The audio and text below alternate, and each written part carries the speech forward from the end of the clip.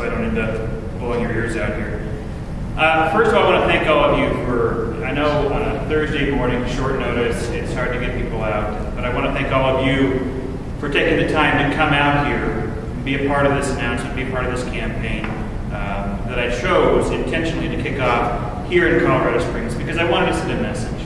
We're going to be battling for votes in every part of the state, and every part of the state is important.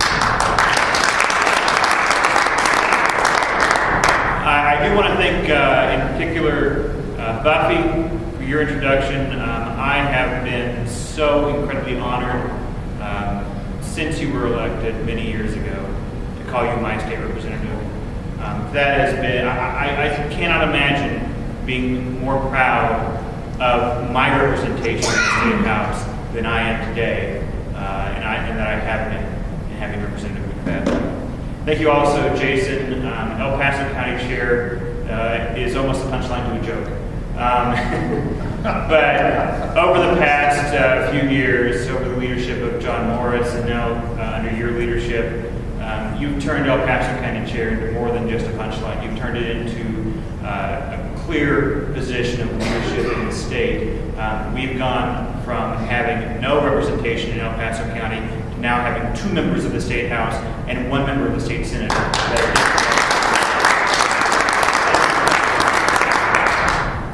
And finally, I do want to introduce one other person, my wife, Brandy Slater, who is back there working. Brandy has been an amazing support for me as we've looked at doing this run. I cannot tell you how exciting it has been. Those of you that know me know I work hard. You know that I run hard. When I campaign hard. I'm used to being the toughest campaigner in the room. I can tell you that Brandy has been an amazing incentive to me in that she is pushing me from behind to run even harder, to work even harder, to campaign even harder. And that has been an amazing, amazing thing to have in my life partner, my wife. And I got to tell you, it's wonderful to wake up every morning to that face. Let's get right down to business. I'm announcing today that I am running to be Colorado's next Attorney General. It's been said in a number of different races for Attorney General all across this country, but it bears repeating. When the Attorney General gets before a court in Colorado, the very first words out of his or her mouth are, "I'm so-and-so, for the people of Colorado." For the people of Colorado. Now that's pretty powerful. It's a huge responsibility to say you are for the people. Well, actually, it's not so much of a huge responsibility to say it. It is a huge responsibility to mean it, to live it, to do it. Anybody can say it. In Colorado, we've come to expect much from the people we elect to serve as our Attorney General. Indeed, the nation has come to expect much from Colorado's Attorney General. That's why the incumbent's 2 predecessors, one Democrat and one Republican, have both risen to become secretaries of the Interior in the presidential cabinet. Sadly, though, the leadership we've come to expect from that office has not emerged in the last 5 years. And that's why I'm running. Because the people can no longer afford to have the doors of justice shut in their faces because of ideology. The differences between myself and the incumbent could not be more clear. For him, being Attorney General is about putting his ideology into practice. What is that ideology? That we Coloradans should not have an activist Attorney General.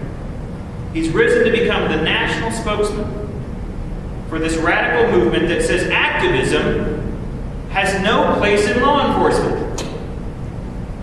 An activist Attorney General.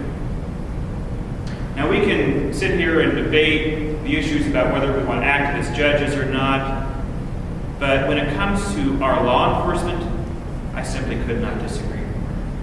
Just as I want my county sheriff to root out crime, just as I want my police chief to find criminals and put them away, I want my Attorney General to actively search high and low for those who would harm Coloradans.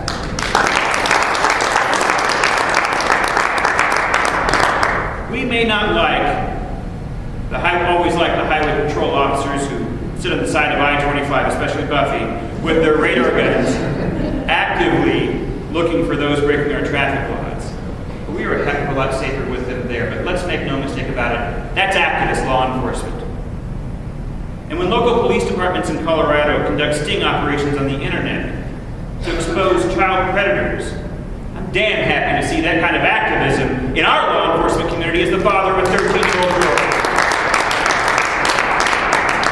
Don't tell me that the people we pay to put their lives on the line to keep us safe should not be activists. Don't tell me we aren't safer when law enforcement looks for criminals high and low. The people of Colorado know better, and I know better. Now, my opponent argues that activism in the Attorney General's office could harm our economy.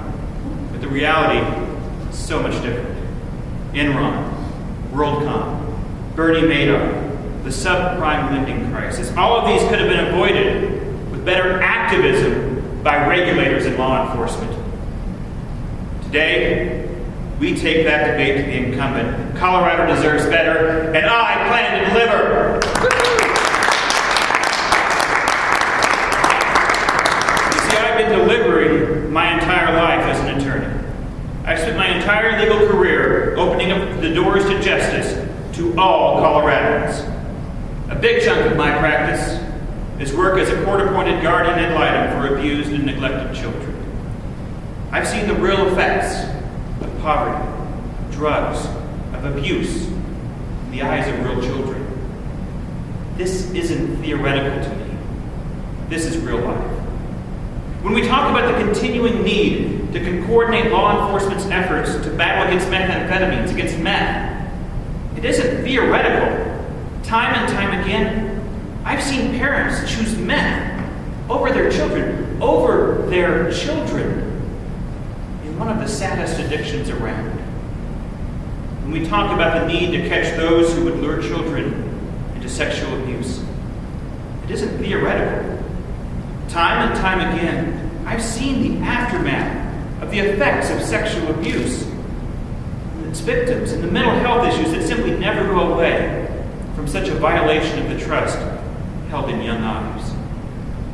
And when we talk about the need to stop the cycle of domestic violence, that isn't theoretical either.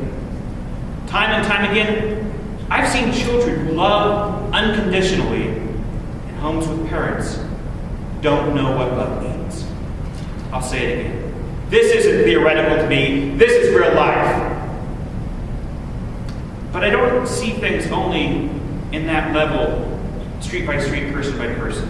The other biggest part of my career as a lawyer has been spent battling against insurance companies on behalf of those who most often couldn't afford a lawyer otherwise. Too many times, the only thing standing between a company choosing profits over people is a lawyer standing up for the side of the people.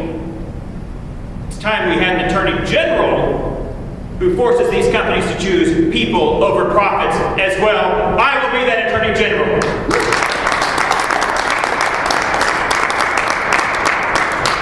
Now, I know there's already some folks out there who are saying that some small town attorney from Canyon City can't win this thing. That we need to have a lawyer with a fancy, big firm, 17th Street Denver pedigree out there running as a Democrat. Now, I grew up in small